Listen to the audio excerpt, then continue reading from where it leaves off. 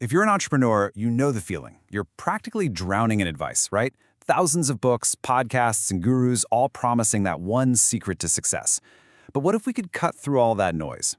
Today, we're going to do just that, distilling it all down into a simple, powerful blueprint. So let me ask you this. If you could only master one single skill to guarantee you'd make it as an entrepreneur, what would it be? Would it be sales? Maybe innovation? Or being some kind of financial wizard? I mean, that's the billion-dollar question, isn't it? Well, the truth is, there's no magic bullet. Sorry to disappoint. Success isn't about finding that one secret skill. It's really about building a solid foundation, using a powerful framework for your entire journey. And that framework, it rests on three core pillars. I want you to think of these as the essential load-bearing walls of any great business. If one of them is weak, the whole structure is at risk of crumbling. But if you build all three, you've got a blueprint for something truly incredible. So here they are. The inner game, that's all about you. The people game, which is all about your relationships. And finally, the business mechanics, the actual engine of your company. We're going to break down each one, so let's start where all success really begins, with you. Pillar number one is your inner game. Look, this is ground zero, because before you can ever manage a team or a balance sheet, you have to be able to manage yourself, your mindset, your energy, your resilience. This isn't just about thinking positive. It's about building an internal operating system that can actually handle the wild highs and lows of being an entrepreneur. I love this quote from our source material because it just flips the whole idea of failure on its head. It's not something to run away from. It's practically a prerequisite for success. The inner game is all about developing the mental toughness to get up one more time than you fall down. And, more importantly, having the discipline to ask why you fell, learn the lesson, and apply it. That's what resilience really looks like in action. And this right here shows you why that mental game is so crucial. A staggering 80% of millionaires are self-made. They didn't start with a silver spoon. They built their success brick by brick, mistake by mistake. Their wealth is a direct result of a powerful inner game that let them keep going when most people would have quit. So the key thing to realize is that mastering your inner game involves tangible skills.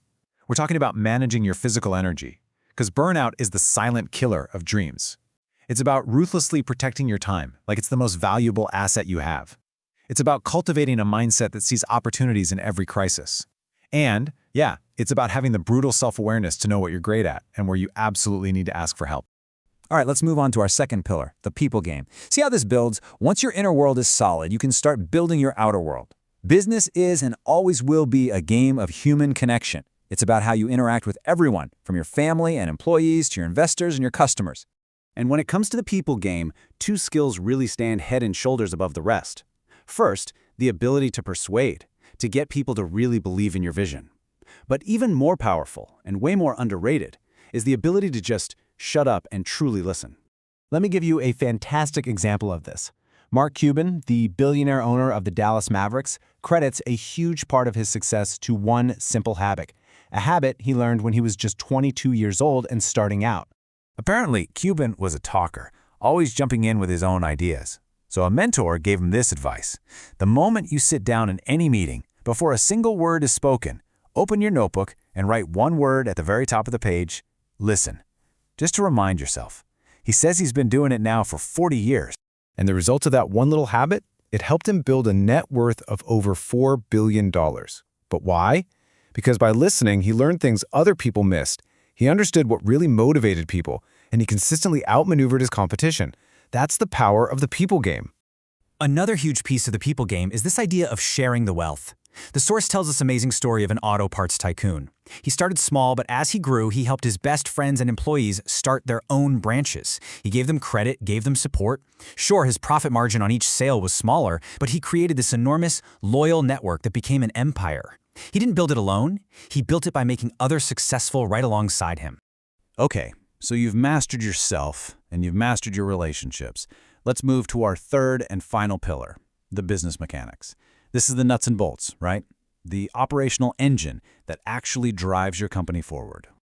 Look, you need a great product, you need great marketing, you need great sales. We'll get to all that. But the source material is crystal clear on this. The absolute lifeblood of any business is cash flow.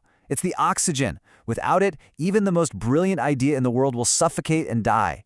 Managing your money well isn't just important, it's non-negotiable. Let me show you what this looks like in the real world. Entrepreneur Patrick Bet-David had saved up his very first million, and he faced a choice. Option A, buy a house.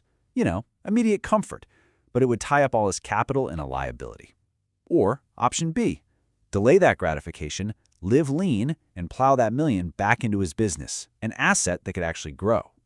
What do you think he did?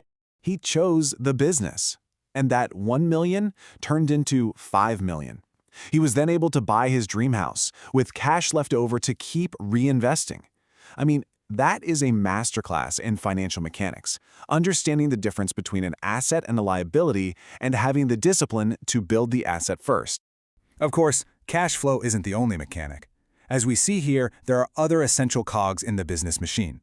First, you've got to have a great product. And this isn't just about a good idea. It's about creating something so valuable your customers become your best salespeople. But a great product sitting in a warehouse is useless, which brings us to effective marketing. This is the art of getting your product in front of the right people with a message that clicks. It's the bridge between you and your customer. And finally, you have to master closing sales. All the products and marketing in the world mean nothing until someone actually pays you. This is the skill that turns interest into revenue, the thing that fuels the whole business. So there we have it, our 3 pillars: the inner game, the people game, and the business mechanics. But there's one more thing, a kind of meta skill that doesn't just fit in one pillar. It's actually the foundation that holds the entire structure up. Think of it as the ultimate leverage point. It's the single habit that allows you to get better at your inner game, your people game, and your business mechanics, all at the same time, every single day. And that skill is continuous learning, the relentless, obsessive pursuit of knowledge. It's how you strengthen your inner game. It's why Mark Cuban learned to listen.